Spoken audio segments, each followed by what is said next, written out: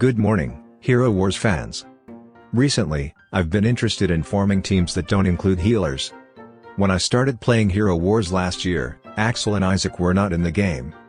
If you compare the Hero Wars environment then and now, you will see that the elements needed to win have changed.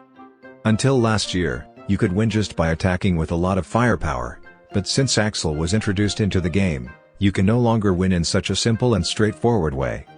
In other words, it's no longer a situation where one person's DPS is enough to get by.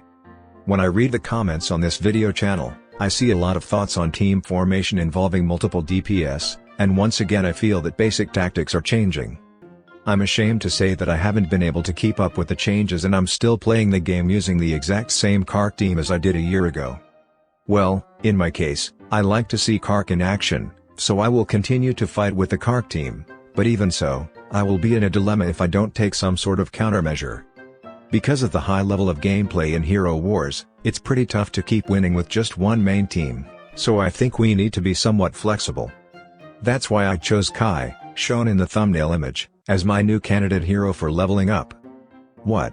It took you this long to do this? You've been playing Hero Wars for a year and 5 months.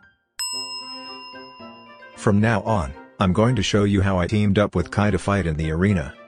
As a low-budget player, I can't afford to drastically replace the heroes on my main team, so I'm trying to improve the game by tweaking the team composition.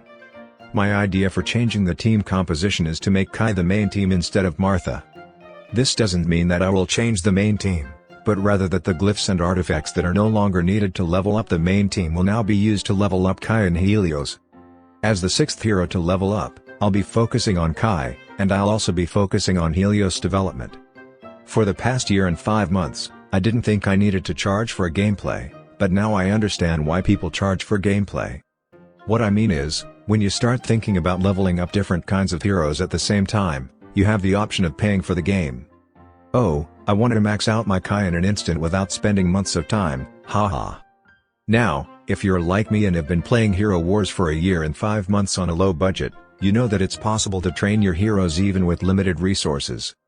Fortunately, from this month to the end of the year and into the new year, there will be a blockbuster event every month, and I hope to make good use of it to raise Kai and Helios.